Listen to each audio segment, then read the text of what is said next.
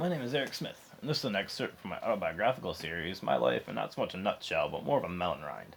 This is from the first of those 4 books.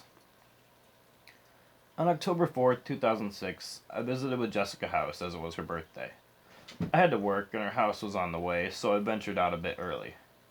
She had moved to a new apartment just across the street from her old one. I'd been there before, because Cater lived here with Gordon and Michelle and their kids. I hung out with Jessica and her boyfriend Brian and their kids, and then I went to work. Chris, the manager, assigned me to the front counter.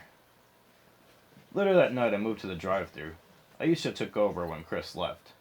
She's a tall black girl who wore a different colored weave every day. Super nice, but firm when she needed to be. At about 8 o'clock, my cousin Debbie walks in. "Eric, your Grandpa Wright passed away," she said without preamble. He had passed away in prison. I don't think he committed the crime, but I wasn't there. I never judged him for it, though. Aisha called me to the manager's office and offered me a hug. I accepted.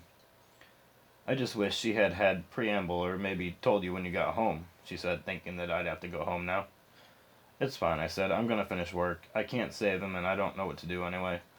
I will need his funeral off, though." I did attend his funeral the following week. Debbie and Ricky gave me a ride. The services were held in a church out in the town of Maine. The Fritch girls had gone to that church a lot, so it seemed the smartest idea. It was a nice service, as far as funerals go, I guess.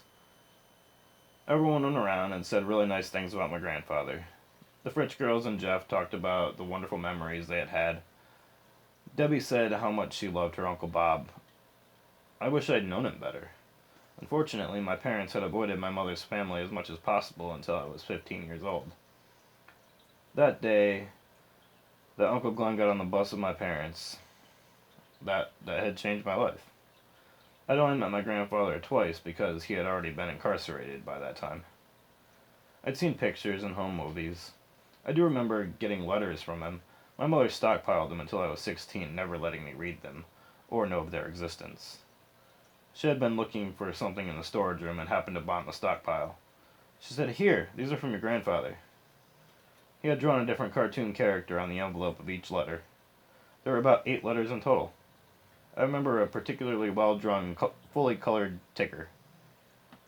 My grandfather was cremated, and Star has had his urn ever since.